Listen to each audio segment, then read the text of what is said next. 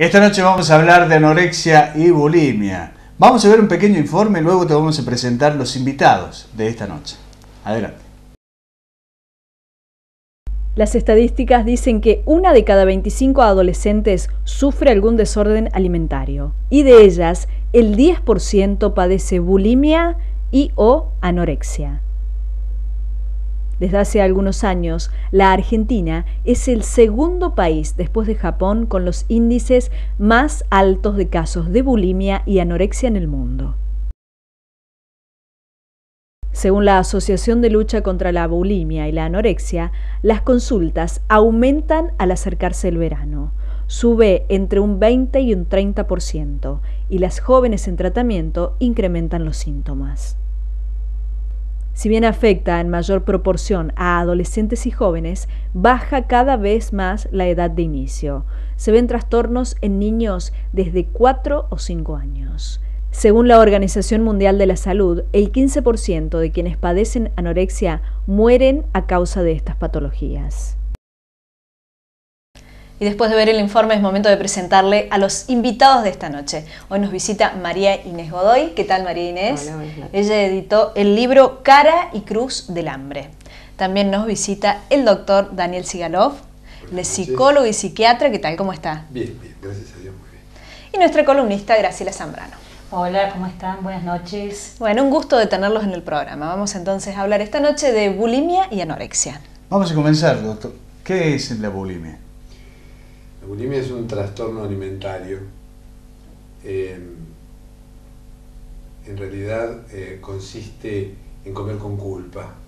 Bien. Atracarse, llenarse hasta más no poder, hartarse y después generar el reflejo del vómito, producto de la culpa. Es una patología verdaderamente grave porque genera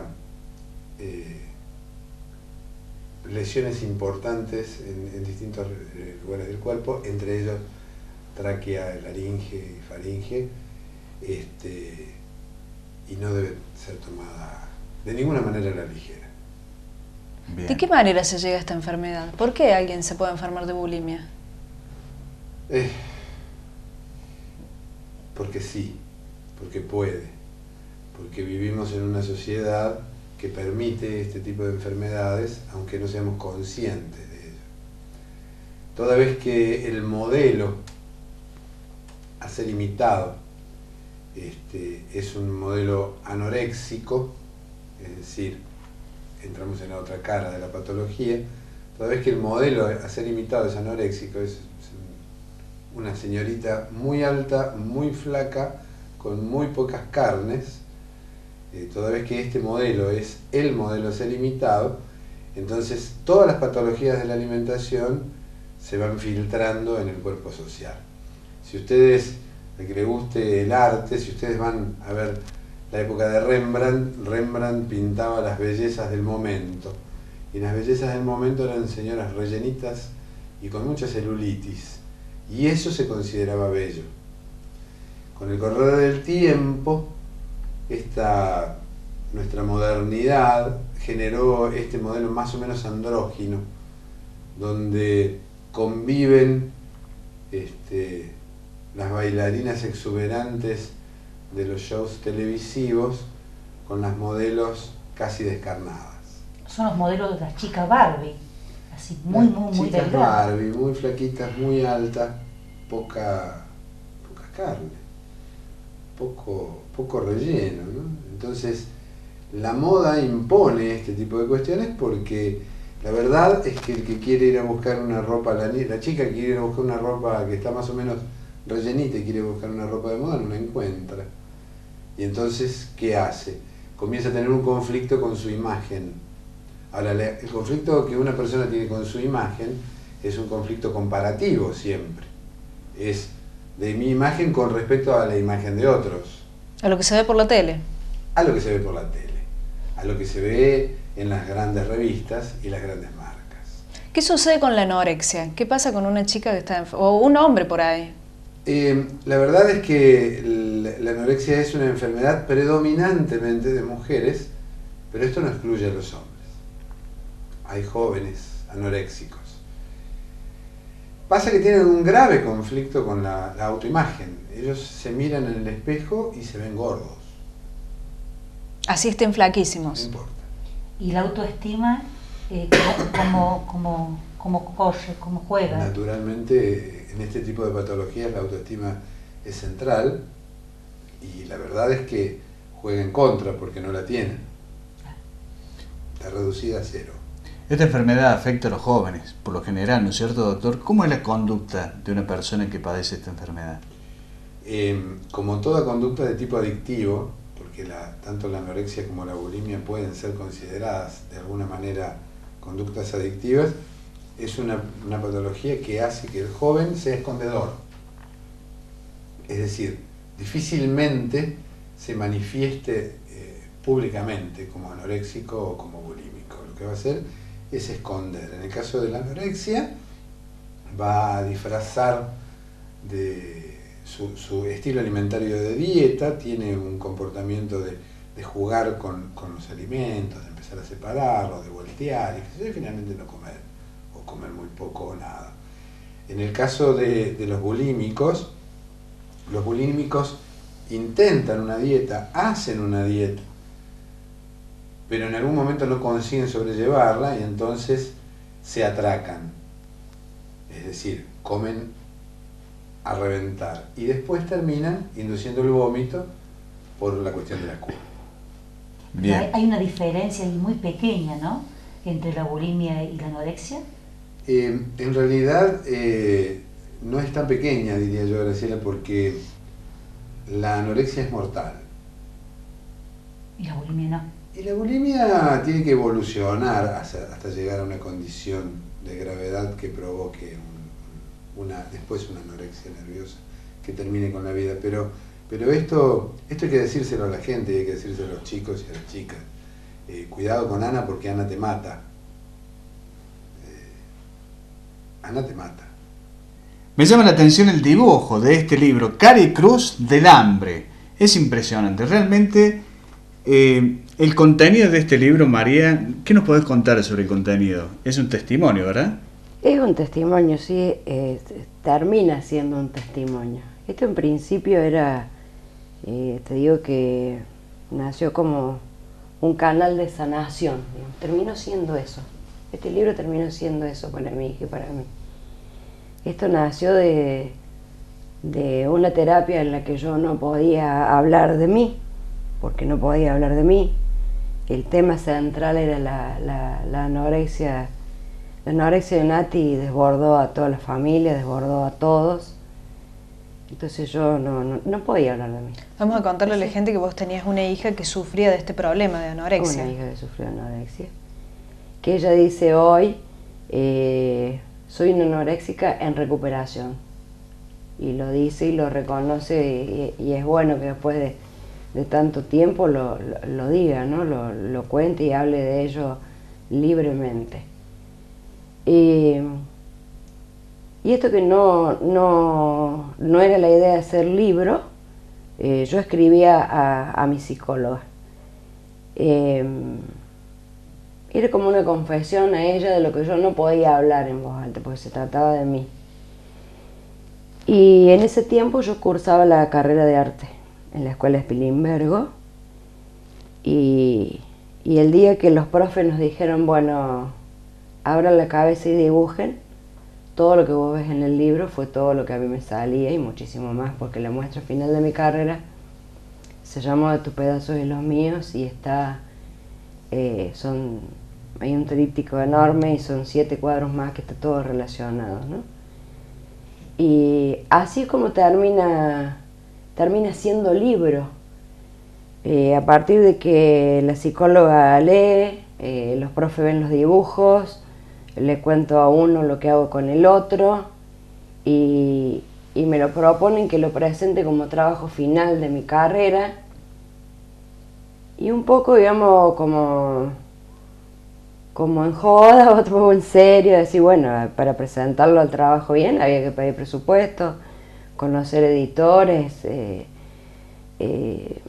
a ver, en ese momento presentarlo como un proyecto y presentarlo ante distintas áreas de cultura, porque no estaba a mi alcance el editar un libro, que vos ves en la contracara está en parte auspiciado por el Sindicato de Empleados Públicos, ya que yo soy empleada pública. Así que, bueno, fue un poco así entre que todos los que estuvieron a mi alrededor fueron los que tuvieron el deseo de que eso fuera libro. Y se decidió a que fuera, a que se publicara, cuando yo me senté con Nati y le dije, mira Nati, yo escribí esto, yo dibujé esto, y si vos estás de acuerdo y te parece, si vos crees que le sirva a alguien, la decisión de que se edite es tuya, no mía. María, qué importante lo que está diciendo, porque en este caso existen familiares, amigos, que quizás pueden llegar a tener un caso similar, ¿no?, a esto. Y tu testimonio es muy válido. Y el hecho de tomar y hacerlo público y informar, eso informa y eso es bueno, ¿no? Me parece que en Río Tercero y en la zona se empezó a hablar de anorexia a raíz de tu libro. A raíz de mi libro. ¿Por qué? Porque empezamos a preguntar de qué se trataba, lo leíamos, veíamos que era una dura y cruel realidad, pero que no estábamos exentos ninguno de nosotros que nos pasara a nuestros hijos, a nuestros amigos, a nosotros mismos. O sea, y ahí pienso que se empezó a hablar del tema. Sí, y una cosa buena, es decir, el prólogo del libro está escrito por nuestra psicóloga, por Sandra Maldonado, que es la licenciada Maldonado de Tancacha, que ella aceptó también en cierta forma acompañarme a mí en las presentaciones del libro. O sea, yo viajaba con el dueño de la editorial, con quien edito, y viajaba con ella licenciada. Entonces esto se presentaba de dos formas diferentes. Qué bueno. Estábamos ante un público que tenían acceso a Sandra, que era la que mejor conocía la historia y que podían preguntar desde el punto de vista de la inquietud de tener un enfermo en la casa. Y por el otro lado me tenían a mí como mamá, de poder explicarles a ver qué pasa dentro de la casa, qué pasa dentro de la familia, qué pasa con todo el entorno. Cuando vos tenés un enfermo de este tipo, es muy duro al principio hasta que todo el círculo familiar, amigos, escolar, todos lo entienden y se ponen a la par a ayudarte, ¿no? Porque es la etapa de decir, bueno, este es el diagnóstico y vos te topas con un montón de cosas. Hace 10 años atrás no se sabía muy mucho de esto. ¿Y vos cómo te diste cuenta que tu hija estaba enferma? Mira, Nati empezó a perder peso así en una manera muy... ¿De golpe? Muy de golpe. Empezó a hacer... ¿Qué edad tenía? Y Nati tenía 13 años. Empezó a hacer lo que te explicaba Daniel, empezó a seleccionar la comida, empezó a acostarse a dormir a la hora de comer, empezó a hacer actividades de gimnasia. Buscar excusas para no comer. Buscar excusas para no comer. Yo estaba en un horario de mi trabajo que yo dejaba la comida hecha y ella comía con sus hermanos y yo llegaba y los hermanos eran que Nati no había comido. Sus hermanos también la descubren que Nati cuando comía, porque estaba presente yo comía, sus hermanos la descubren que también se provocaba el vómito. Y ahí empieza toda una cuestión de decir, bueno, a ver, ¿por dónde pasaba esto? Porque no era una cuestión de querer verte bien, no era una cuestión de... Y bueno, eso era en cuanto a la comida. Lo otro que viene es el encierro. El anoréxico quiere estar solo, en la casa se encierra, se aísla mucho. Ahora en la escuela, por ejemplo, son brillantes. Nati fue, cuando estuvo en su pico más grave de anorexia, fue la escolta de su curso. Primera escolta de su curso, las mejores notas en la escuela. O sea, la exigencia para con ellos mismos, para poder gastar energías a como dé lugar, los lleva a hacer todo este tipo de cosas. ¿Es una característica esa, doctor? Es una característica del anoréxico, la poderosísima fuerza de voluntad, ¿no? Es decir, y yo, disculpen que suene medio dramático en un living tan agradable, pero hay que tener una fuerza de voluntad formidable para decidirse a morir de hambre. Es decir, todo lo básico, no comer. Seguro. decidirse a morir de hambre. ¿Pero ellos son conscientes de eso? Yo he tenido la gracia, digo, de poder hablar con Nati largamente y de que algunos costados de su enfermedad hoy desde el área de la salud, desde el espacio de la salud, se vean con más claridad, ella los vea con más claridad y nos enseñe, porque en realidad nosotros necesitamos aprender de ellos. En algún punto son conscientes de avanzar hacia el vacío. Como el dibujo del libro. Claro, de avanzar hacia el vacío.